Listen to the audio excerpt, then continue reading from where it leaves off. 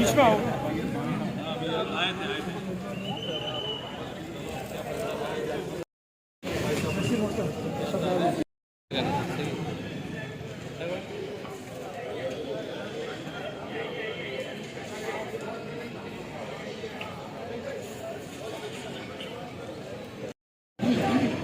मेरे टीम कोई नहीं आएगा।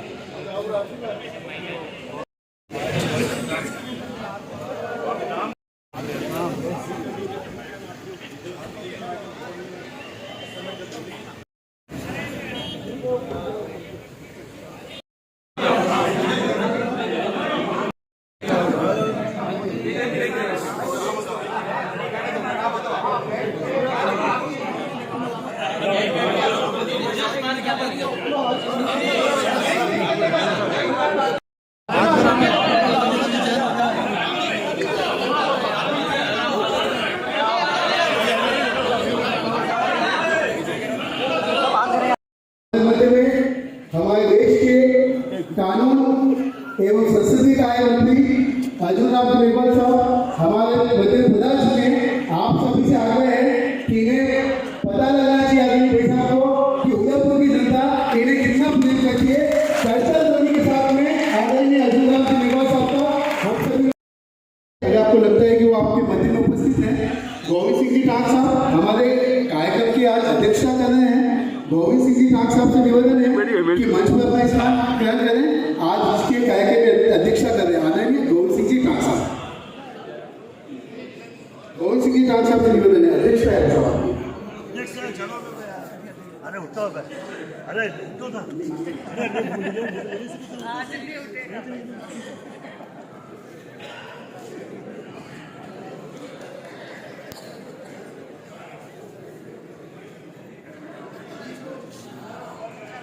संविधान को लेकर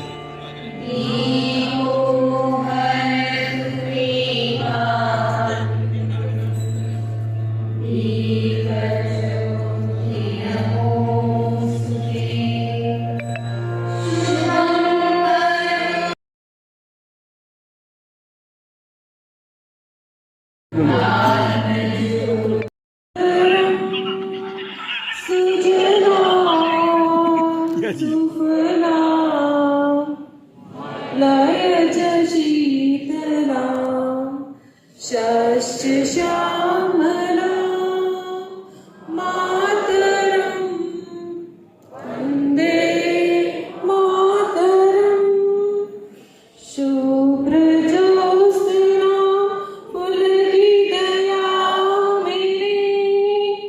फुल्लकुसुमित द्रुमदलशोभिनी सुहासिनी सुमधुरभाषिणी सुखदां वरदां मातरं वन्दे मातरं वन्दे मातरं। भारत माता की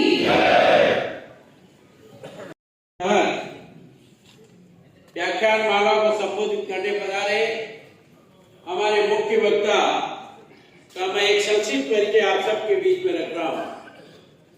श्री अर्जुन राम जी मेघवाल, आपका जन्म 7 दिसंबर 1954 को हुआ।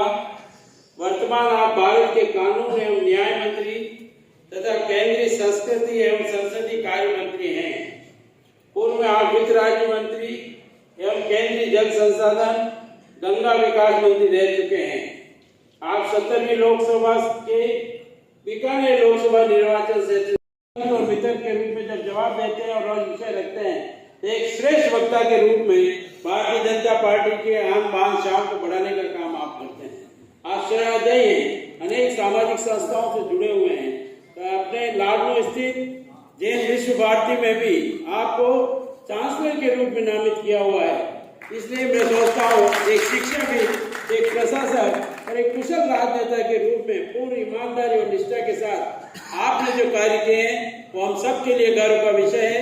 और विशेषकर आप सभी बंधु बहनों से निवेदन है कि हमारा सौभाग्य है उदयपुर शहर जिला का कि देश के प्रधानमंत्री के बाद आज व्याख्यानमाला में हम सबको यह अवसर जो मिला है, हम सब सदन और मंच आपका तहे दिल से हार्दिक आभार व्यक्त करते हैं।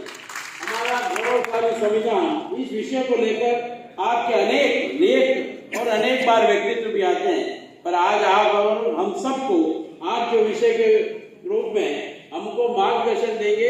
मैं सोचता हूँ हमारे मंच पर बैठे हुए अनेक बहुत विद्वजन यहाँ उपस्थित हैं और विद्वजन और विशेषकर विधि क्षेत्र के अनेक व्यक्ति भी यहाँ पर उपस्थित हैं। मैं आप सबका स्वागत करता हूँ और पुनः आदरणीय मेघवाल साहब का यहाँ पधारने पर मेवाड़ की तरफ पर हार्दिक स्वागत अभिनंदन।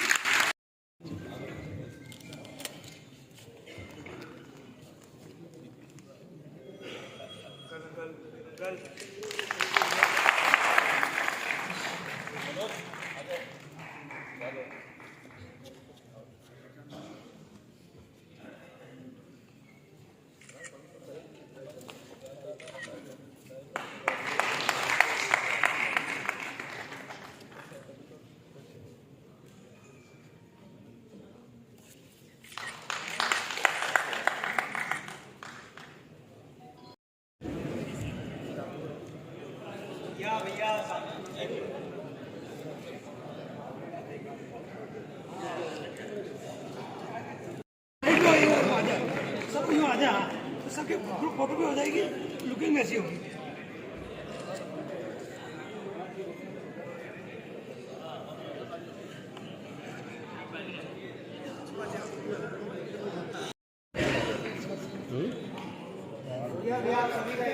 सिस्टम में कमी है।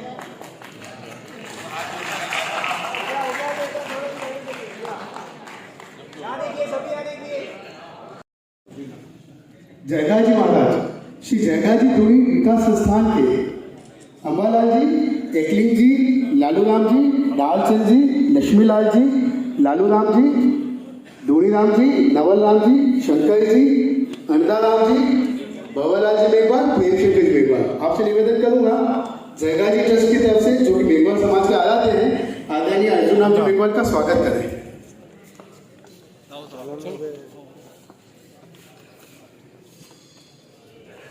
रहने लगता है।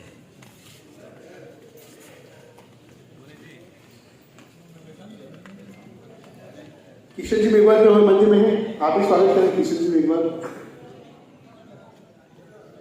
आप भी हमारे पार्टी में विधि रूप से जुड़े हुए हैं और वकील हैं, आप लोग भी बता रहे वकीलों के साथ में थोड़ा ठीक है।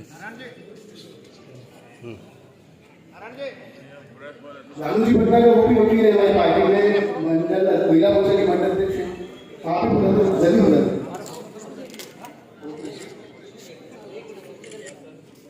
शिल्पा जी पानी चाहिए भी वकील है, आप भी बता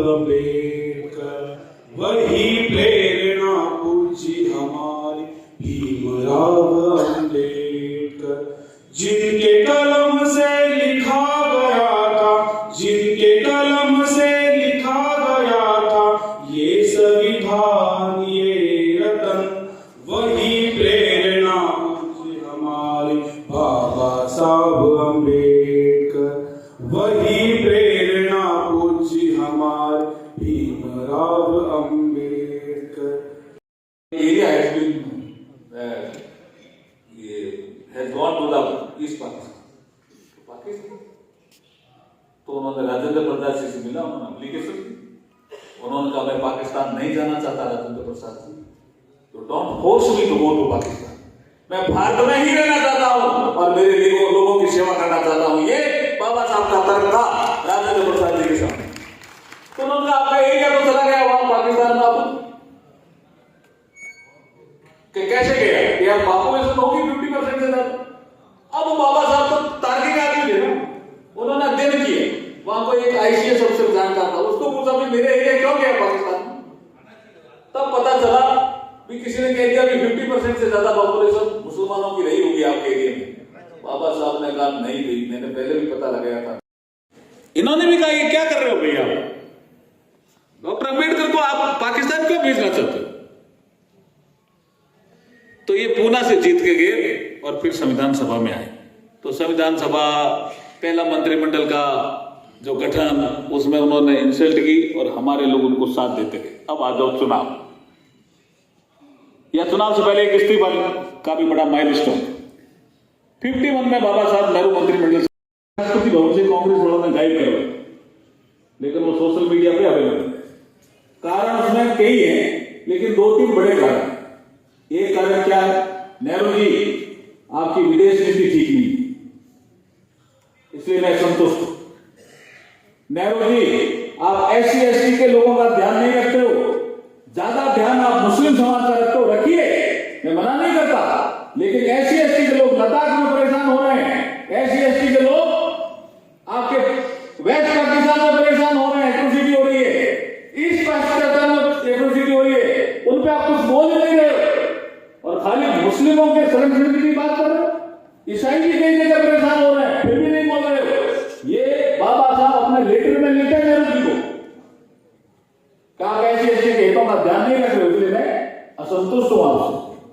फिर एक बात लिखी ओबीसी कमीशन, नेहरू जी आपने कहा था कि मैं साल भर में ओबीसी कमीशन बना दूंगा, आपने ओबीसी कमीशन नहीं बनाया, इसलिए भी मैं आज आपसे असंतुष्ट हूं। हिंदू कोड बिल भी उसमें आता है, लेकिन ये कई चीजें हैं जिसको कांग्रेस वाले कहते ही नहीं कि क्यों, वो तो डॉक्यूमेंट है। इसलिए बाबा साहब ने अगर नेहरू मंत्रिमंडल से इस्तीफा दिया और कारण बताया और ये कहा मैं नाराज हूं, तो फिर कांग्रेस कैसे क्लेम करती है कि हमने बाबा साहब का सम्मान किया?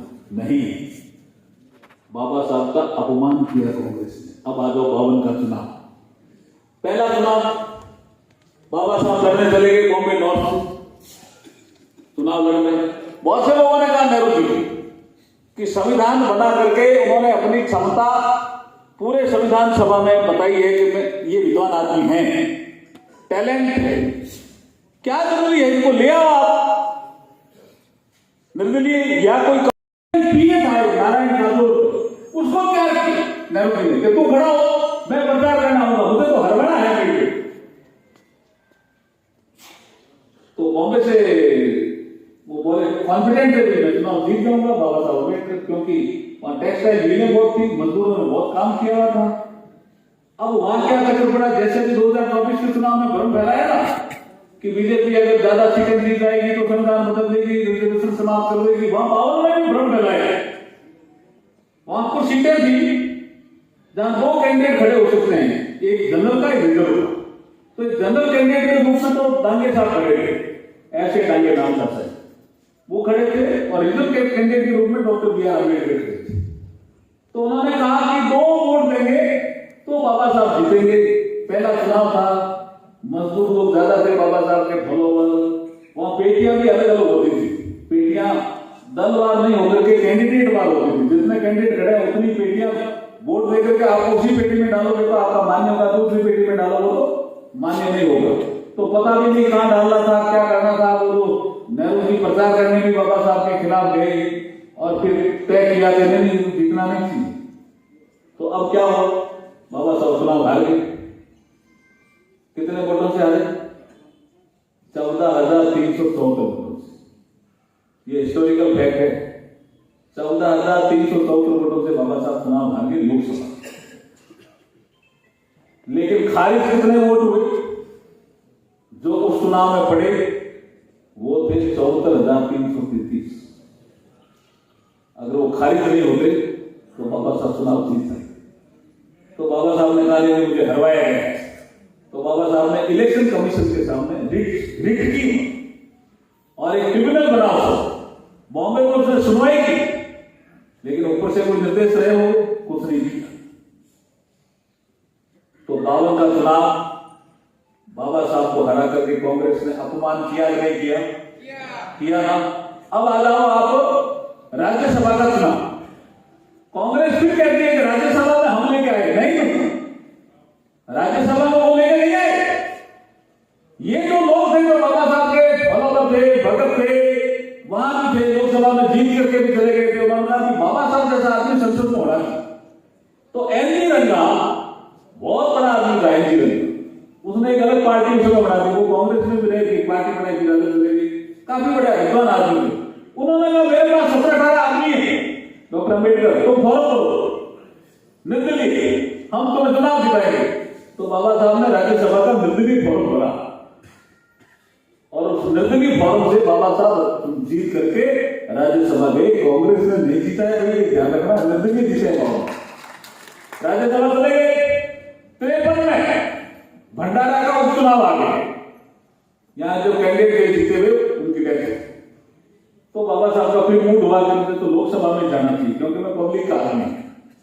तो बहुत से लोगों ने कहा कि नेहरू जी अब तो आपकी कोई दिक्कत नहीं है, भंडारा में आप उनको निर्विरोध आ गए, डॉक्टर अम्बेडकर, ये इनकी इच्छा होगी खड़े रहने की, नहीं मैं खड़ा करूंगा मैं आदमी, ये कैसे आ जाए। अब कांग्रेस कैसे किस मुंह से कह रही है कि हमने बाबा साहब का सम्मान किया, पग पग पर अपमान किया, बाबा साहब का पग पग पर अपमान किया। तब यहां फिर जो जनसंघ से जुड़े हुए लोग थे उनका भी अब अति हो गया। तो एक आदमी जिनका नाम था दत्तोपंत ठेंगड़ी, उन्होंने बाबा साहब का चुनाव प्रचार की अभियान कमान सुना।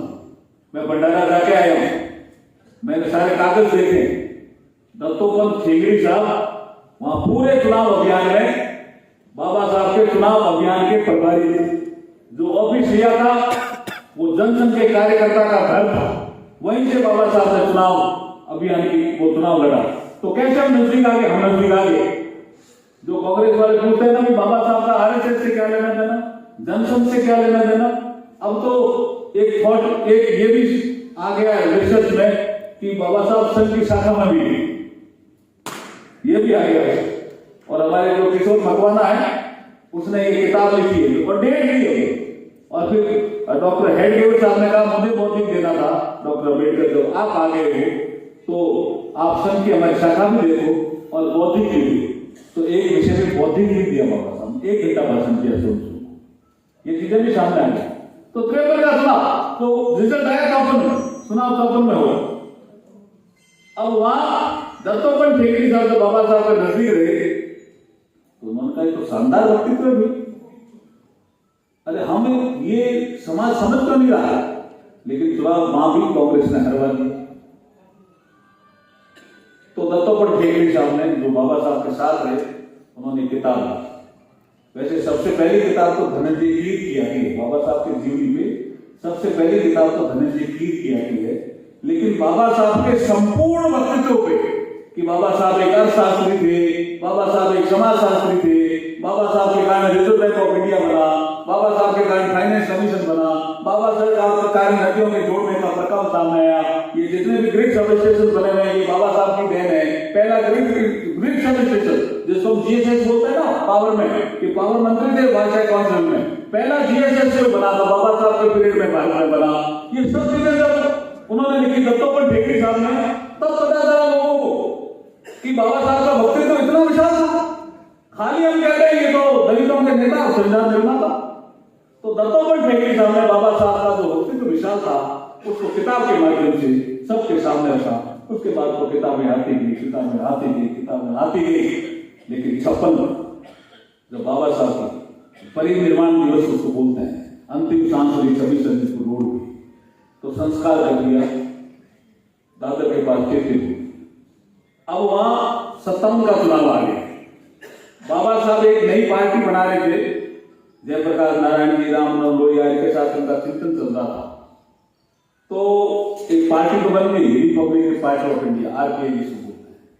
57 में उससे 10 एमपी जीत कर गया और 57 में ही अटल जी एमपी बन करके लोकसभा पहुंचे। तो ये तो 10 एमपी जब भी बोलने के लिए खड़े होते, जब भी इनका नंबर आता तो ये कहता बाबा साहब ने जहां अंतिम सांस ली 26 जनवरी को रोड पे, उस जगह स्मारक बनना चाहिए। कब से कह रहे हैं? 57। अटल जी सुन रहे थे, उसके बाद आगे चलता रहे भाषण में, आगे चलता गया विषय। किसी कांग्रेस के प्रधानमंत्री ने, जहां बाबा साहब ने अंतिम सांस ली 26 अलीपुर रोड पे, कोई स्मारक नहीं बना। जब अटल जी प्रधानमंत्री बने, उन्होंने कहा यार मेरे कानों में 57 से पड़ रहा है इमाम, मैं बनाऊंगा। तो सत्यनारायण जी दहिया सामाजिक न्याय और अधिकारिता मंत्री थे, उनको कहा कि इसको स्मारक घोषित करो। तो अटल जी के समय 26 अलीपुर रोड पे स्मारक, राष्ट्रीय स्मारक घोषित हुआ।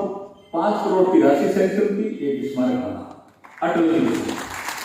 उसके बाद ये, लेकिन जब नरेंद्र मोदी जी आए तब 100 करोड़ की लागत से वहां एक स्मारक बन गया। सभी रोड पर कभी जाकर देखना, कुछ लोग तो देख आए हैं, ये नरेंद्र मोदी जी ने बनाया 26 अलीपुर रोड को, तो वही था ना।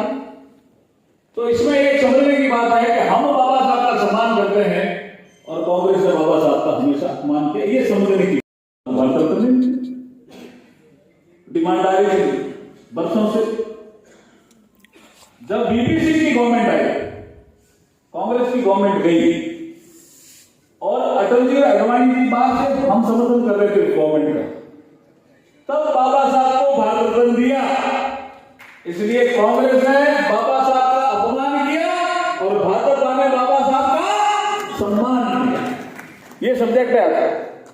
फिर आ जाओ तेल चित्र, ऐसा ही सेंट्रल हॉल है, उसमें सबके तेल चित्र लगे हुए हैं। बाबा साहब के अनुयायियों ने कहा कि यहीं बैठ करके बाबा साहब ने संविधान बनाया था, तो बाबा साहब का तेल चित्र तो होना चाहिए। तो अब तो हमारे पास लेटर आ गया कि कांग्रेस पार्टी ने कहा कि यहां तेल चित्र लगाने के लिए जगह नहीं।